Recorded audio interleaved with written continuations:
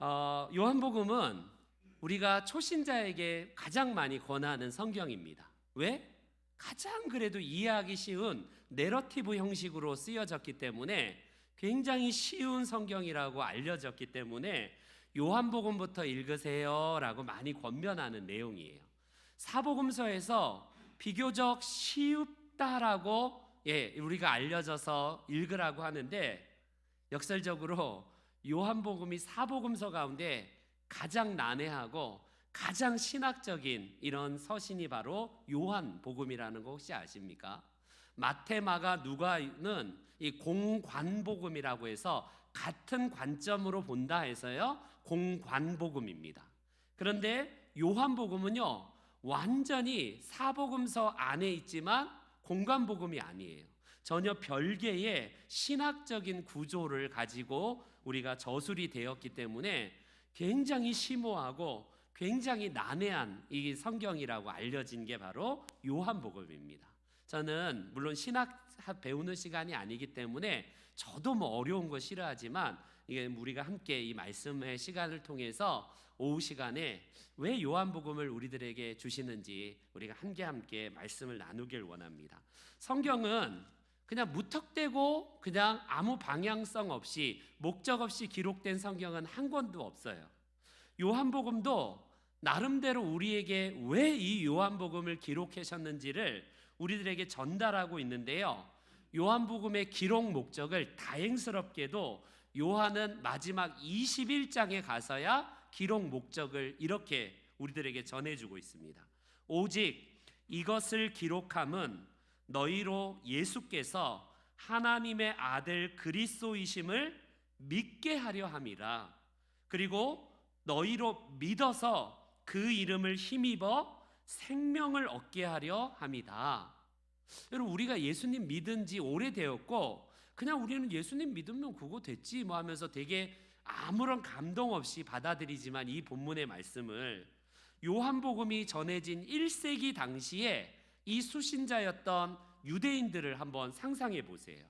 그 고대 근동의 이제 그 중동을 비롯한 처음 예수님을 믿는 사람들을 편에서 보면, 뭐야, 나사렛에서 그분이 예수님이 하나님이라고? 그분을 믿고 나서 오히려 그분을 통해서 풍성한 생명을 얻게 된다고? 이게 바로 요한복음을 딱 처음 접했던 사람들이 깜짝 놀란 반응이에요. 아, 우리가 기다렸던 분이 바로 저분이구나. 저분이야말로 진짜 하나님의 아들이시는 것을 확실하게 믿게 하기 위해서 요한 사도를 통해서 하나님이 요한복음을 주신구나, 이겁니다. 그렇기 때문에 요한복음의 기록의 목적은 딱 한마디로 말하자면 믿음이에요. 믿게 하기 위해서, 바로 믿음을 위해서 우리들에게 이 요한복음을 주셨다라고 말씀을 하고 계십니다. 요한복음은 전체가 21장, 비교적 약간 좀 긴 장으로 이렇게 할애가 되고 있는데, 주님이 이 요한복음 전체를 통해서 우리들에게 원하시는 기록 목적 딱 한 가지는 바로 믿음이 심겨지길 원한다. 그 믿음이 단지 그냥 우리의 그냥 지적인 믿음, 아, 예수님이 그렇다더라, 그렇게 했대, 그 정도가 아니라 확실히 믿어서 그 예수 그리스도를 통해서 우리가 어떻게 이 땅에서 풍성한 삶을 살아가야 되는지, 그것을 기록하기 위해서 우리에게 이 말씀을 주십니다. 요한복음은 예수님의 신변 잡기, 막 그분의 놀라운 기적들을 통해서 우와, 이분 대단하네, 예수님의 어떤 신변 잡기와 영웅담을 위해서 기록된 게 아니래요. 그분이 그냥 부자가 되기 위한 것이 이거다, 너희는 이 땅에서 부자로 살려면 이렇게 살아라, 무슨 이 땅에서 심리학적으로 경제학적으로 뭔가의 방법을 주시기 위해서 이 말씀을 주신 게 아니라고 합니다. 교회 부흥을 이렇게 하면 큰 교회가 된다, 그걸 위해서 요한복음을 우리에게 주시지 않았다고 말합니다. 요한복음의 목적은 딱 하나, 믿음으로 살아가는 것, 믿음을 주시는 데에 방점이 딱 찍혀 있다라고 할 수 있습니다. 그래서 믿음이 전혀 없이 신앙생활하는 사람들에게는 확실히 구원받은 믿음을 예수 그리스도를 통해서 얻기를 원하고요. 그리고 적은 믿음이나마 소유한 사람은 그 정도에서 머물 게 아니라 확실하게 산을 옮길 만한 큰 믿음으로 예수 그리스도와 함께 이 인생을 살아갈 것을 요한이 우리들에게 전해주는 말씀이다라고 할 수 있습니다. 우리는 많은 경우에 믿음이 왜 이렇게 자라지 않지? 나는 20년 믿었는데도 맨날 그 자리가 그 자리고 답보 상태야. 답보면 그나마 낫지만 퇴보했다라는 말들도 간간히 하세요. 아니 이 정도 믿음 생활했으면 믿음이 성장해야 되는데, 그런데요 그런 말씀을 하실 때에 겸손의 표현으로 하시기도 하지만 그거는 제대로 내 삶에서 내가 믿음이 좀 답보 상태에 있거나 퇴보에 있다면요, 요한복음에서 말씀하시는 하나님의 말씀, 그것을 붙들고 믿음이 자라게 하시는 하나님의 이 섭리를 말씀을 통해서 우리가 접하면 됩니다. 그래서 우리가 순수한 믿음으로 성장하는 그 기록 목적을 요한복음을 통해서 우리는 앞으로 계속해서 접하게 될 겁니다. 그러면 왜 그럼 믿음이 뭐 밥 먹여주냐? 믿음이 뭐 대단하냐? 그냥 믿으면 구원받는 것으로 우리 하나의 절차로 끝나면 되지, 왜 믿음을 그렇게 교회에서 강조하는지 우리는요 요한복음 20장 31절 하반절에서 이런 말씀을 합니다. 또 너희로 믿고 그 이름을 힘입어 생명을 얻게 하려 합니다. 믿음이 필요한 이유는요 단지 그냥 어떤 도구가 아니라 생명을 우리가 얻게 하기 위함이다라고 말씀을 하고 계세요. 믿음이 심겨지면 단순히 그냥 병든 사람이 그냥 벌떡벌떡 일어난다, 이 정도가 아니라 진짜로 예수 그리스도의 생명이 우리 안에 심겨지면 죽은 영혼이 살아나는 생명을 얻게 됩니다. 하나님의 아들을 믿는 자마다 멸망하지 아니하고 영생을 얻게 하려 합니다. 이거는 단지 그냥 나중에 죽어서 가는 저 천국만을 의미하는 게 아니에요. 믿음이 단순한 사변적으로 지적으로 그냥 끝나는 게 아니라 역사하는 생명의 이 다이너믹한 힘이 있다라는 사실입니다. 그래서 이 믿음을 가진 자는요 바로 생명을 갖게 되는데, 이 생명이 교회에 딱 전달되면요, 이 믿음이 전달되면 교회가 왕성한 하나님의 말씀으로 엎드리게 돼요. 한 심령에 믿음이 들어가면요 늘 패배되고 늘 좌절하고 늘 깨어지는 심령이 이 예수 그리스도의 심령의 역사를 이식받았기 때문에 늘 승리하는 인생, 뭔가 아무것도 없고 쥐뿔도 없는데 뭐가 그렇게 자신 있어 하는지, 예수 그리스도의 생명이 들어간 영혼들마다 이 거센 물살을 거슬러서 우리가 마치 연어처럼 힘차게 이 세상을 거슬러서 올라가는 힘 있는 생명의 사람이 된다라는 것입니다. 그래서 우리는요 늘 허망하게 살아가는 존재가 아니라, 힘없이 살아가는 존재가 아니라 생명이 심겨진 자로서 이제는 하나님께서 우리를 부르신 부르심의 삶을 살아가는 겁니다. 여러분, 영국의 존 월터라는 그 사업가가 있어요. 이 사람이요 26세까지 처참하게 망가지면서 살아갑니다. 그냥 인생에 목적이 없는 거예요. 단지 그냥 순간순간 즐기면서 짜릿한 어떤 쾌락, 찰나적인 이 땅에서의 어떤 욕망들, 그런 것들로만 그냥 주어지는데, 아무리 좋은 걸 해도 잠시뿐이고 더 자극적이고 더 강도 깊은 그런 탐욕과 그런 것들만 추구하는 인생이 있었습니다. 이 사람은요 별로 인생에 의미가 없기 때문에 늘 쾌락적인 삶만 살다가 26세 우연히 부흥회에 참석합니다. 그리고 나서 이 겨자씨만한 믿음에 관한 이 설교를 부흥회 때 들어요. 겨자씨? 아니 겨자씨가 보이지도 않은 작은 씨인데 그 겨자씨가 심겨진 믿음은 큰 산이 되고 산을 옮길 만한 믿음이 된다라는 이 설교를 들은 다음에, 그래? 내 인생 목적이 있게 살아가야겠구나 라고 하면서 그는 좌절이 되고 절망이 옳고 낙심이 될 때마다 그 후로부터 작은 겨자씨를 호주머니에다 넣고 다닙니다. 그리고 그때 들었던 말씀을 상기하면서, 그래 이 작은 씨가 결국 큰 나무가 되는 것처럼 내 믿음이 작다 할지라도 하나님 앞에 기도하면서 맡기는 사람이 되었을 때 잔 월터가요 19세기에 어마어마한 사업을 통해서 큰 영국 경제를 움직이는 엄청난 사람으로 그가 쓰임받게 됩니다. 그리고 나서 그의 아들들도 유명한 정치인들로 쭉 이제 배출이 되고요. 아무 목적 없이 살았던 이 인생이 하나님의 말씀이 딱 심겨지니까 생명력 있는 사람이 되니까, 전에는 아무 목적 없이 쾌락만 추구했던 사람이 이제는 하나님께서 사용하셔서 영국 경제를 움직여가는 큰 사람으로 하나님께서 쓰임받게 됩니다. 여러분, 우리가 바로 그거예요. 지금 내게 아무 목적이 없고 아무런 비전이 없고 아무런 그냥 삶의 만족이 없다면 늘 우리는 세상 방식처럼 욕망만 추구할 겁니다. 순간적인 찰나적인 기쁨, 뭘 먹을까, 뭘 마실까, 어디 놀러 갈까, 오늘은 뭘 해서 내가 그냥 만족할까, 이런 인생으로만 살다가 끝나는 거예요. 그런데 믿음이 심겨진 영혼은요, 목적과 부르심이 딱 명확하게 생명이 이식되기 때문에 여러분 늘 이 세상에서요 강력한 변화받는 사람으로 쓰임받게 됩니다. 그렇기 때문에 가장 불쌍한 존재는 뭐냐면요, 인생에 목적이 없는 사람이 제일 불쌍해요. 돈은 많이 벌어요.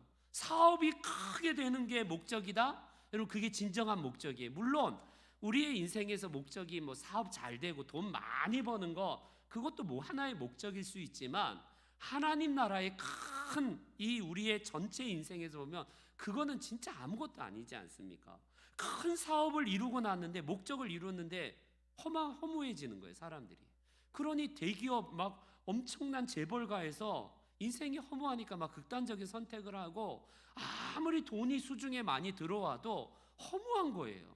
이 인생의 근본 목적을 하나님으로부터 이식받지 못한 사람들은 허무한 인생으로, 쓸모없는 인생으로 살다가 그저 그렇게 그냥 잘 먹고 잘 살다가 죽었더라, 그런 인생 사는 겁니다.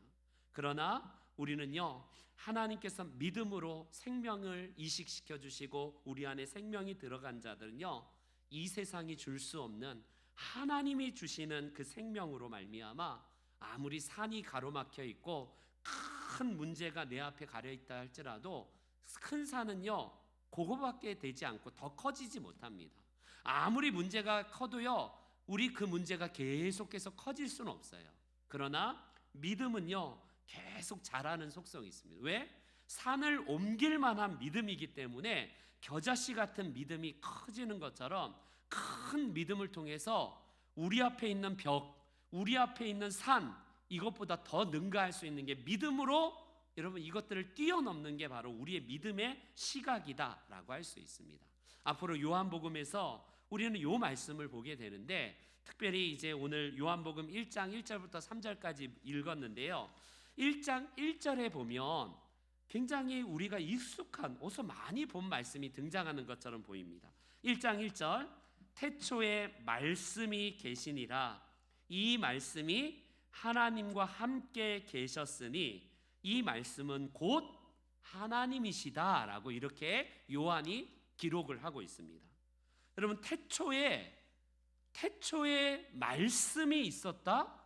그런데 그 말씀이 다른 어떤 물체나 형이상학적인 존재가 아니라 실체이신 바로 예수 그리스도가 말씀이다라고 이렇게 말씀하고 계시는 거예요.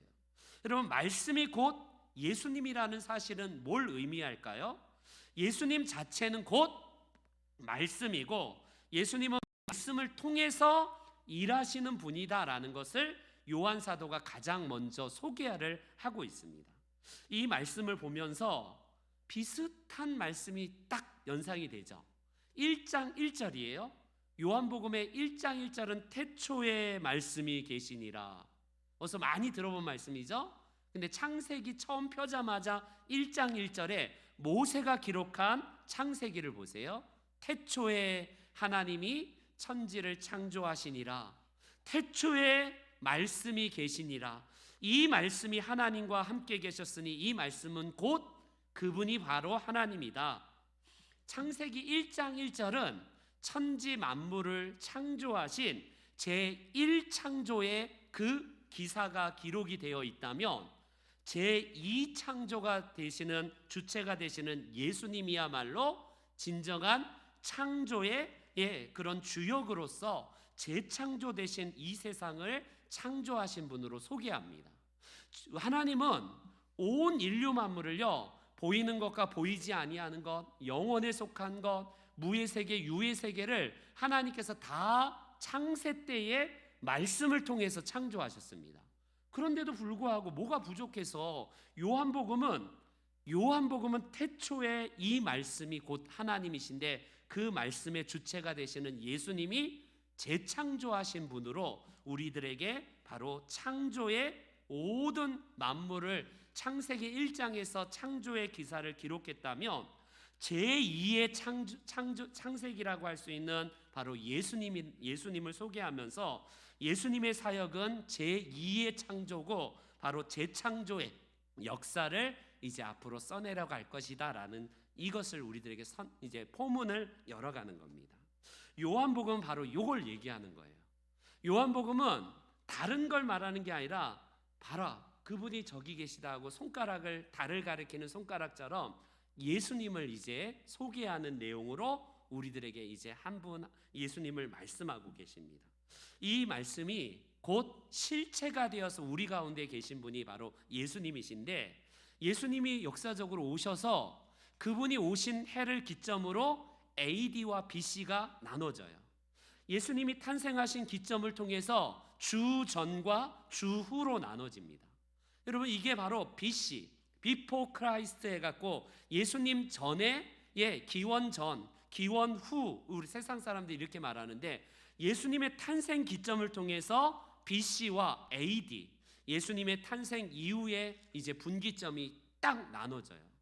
이게 바로 세상의 역사에서도 예수님이 창조의 근원으로서 역사의 창조자가 되시는 그분이야말로 창조의 시작으로 세상의 역사는 시작하고 있다는 정말 놀라운 특징을 가지고 있어요. 그래서 헬라어긴 하지만 이 말씀을 헬라어로 로고스라고 합니다. 로고스. 여러분, 그리스어 사람들이 로고스라는 말을 많이 쓰거든요.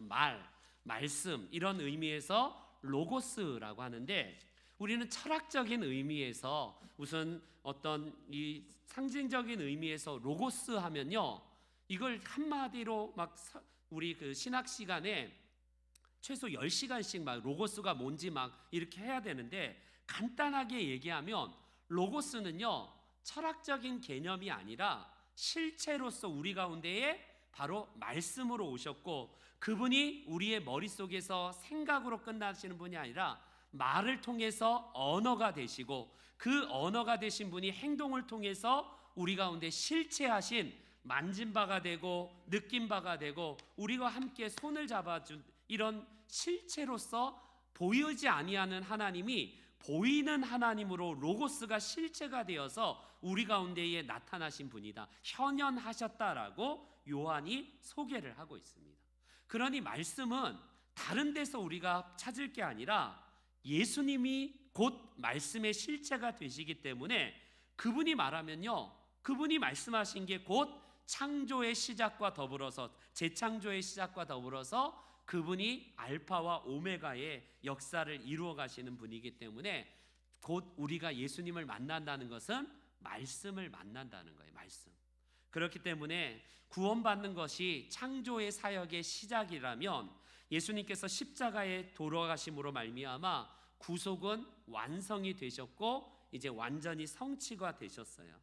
그렇기 때문에 우리가 구원받기 위해서는요, 예수 그리스도를 믿음으로 말미암아 우리가 구원을 받게 된다라는 것을 앞으로 요한복음에서 우리들에게 소개를 합니다. 이 구원에 대한 3단계가 있는데, 쉽게 말하면 여러분, 지금 코로나 치료제가 이제 완전히 확 종식됐다라는 것을, 아직 치료제가 완전한 치료제는 나오진 않았어요. 그런데 우리 모두가 치료를 받지 못하면 다 죽을 수밖에 없는 코로나보다 더한 병이 이제 확 인류에 퍼졌다고 한번 생각해 보세요. 근데 어떤 사람이 이 치료제를 딱 발명을 했습니다. 그 치료제를 발명하는 순간 온 인류가 자동적으로 확 다 치료받게 됩니까? 아니에요. 예수님이 우리의 구원자로서 이 땅에 오시고 그분을 믿어야지만이 구원을 얻는다는 것은 예수님이 완전한 치료자로서 이 땅에 오셨고 그분을 믿으면 우리가 다 구원받지만 치료 이 약이 개발된다고 해서 자동적으로 인류가 다 건강해지는 것 아닙니다. 마찬가지로 예수님이 완전한 우리의 모든 죄악의 치료자로서 이 땅에 오셨다는 것은 인류를 구원하기 위해서 오셨지만 그것을 알긴 알아도 받아들이지 않는다면 아무런 소용이 없는 거예요. 그분이 우리의 완전한 치료자로서 이 땅에 오신 것처럼 우리가 그분을 믿고 그것을 전달해 주는 사람이 있고 그것을 이제 예수님을 영접해서 우리가 치료제를 내 손에서 먹고 마심을 통해서 우리가 치료가 되는 것처럼 똑같습니다. 그냥 예수님이 치료자가 되셔서 그분이 구원자시고 그분이 십자가를 통해서 구원하신데 객관적인 사실이 모든 사람들을 구원하는 게 아니라 그 예수님을 내 개인적인 주님으로 믿고 섬기고 우리가 그분의 생명을 이식받는 게 바로 우리들의 구원의 역사 아니겠습니까? 우리가 바로 요한복음에서 로고스라는 이 말을 들을 때마다 꼭 기억하셔야 되는 건 2000년 전에는 그랬대. 예수님이 병자들을 고쳤대. 예수님이 말씀을 통해서 사람들을 구원하셨대. 이거는 그냥 2000년 전에 있던 일이 아니라 실체로서 현재 시공간을 뛰어넘어서 2000년 후인 오늘날 만수동에 살아가는 이 남동구에 살아가는 우리 저와 여러분들에게 실체로서 내게 주시는 말씀이고 내가 그 말씀을 만진 바가 되고 접한 바가 되어서 이제 우리가 로고스의 현현을 덧입게 되는 겁니다. 이제 요한복음을 통해서 하나님께서 우리들에게 어떻게 완전한 충족성으로 구원을 이루셨는가를 우리가 쭉 본문을 통해서 보게 되고 결국 이 말씀이 치료제가 아무리 개발됐다 할지라도 그것을 전달하는 사람이 필요한 것처럼 누군가가 이 말씀을 통해서 그리스도를 전달하는 그 과정이 필요한데 오늘 저와 여러분들이 앞으로 전도의 이야기, 예수님을 만난 사람들의 이야기 그것을 계속해서 요한복음을 통해서 만나게 됩니다. 바라기는 요한복음이 주는 이 말씀의 충족성, 예수님의 완전성, 그분의 로고스가 단지 그냥 머리에만 갇혀진 게 아니라 우리의 언어가 되고 우리의 삶의 행동이 되고 우리의 전 삶의 호흡이 되는 그래서 그리스도와 함께 죽고 그리스도와 함께 살아가는 우리 그래서 믿음으로 주님을 기쁘시게 하는 우리 모든 성도님들 되시기를 주님의 이름으로 축원합니다. 아멘.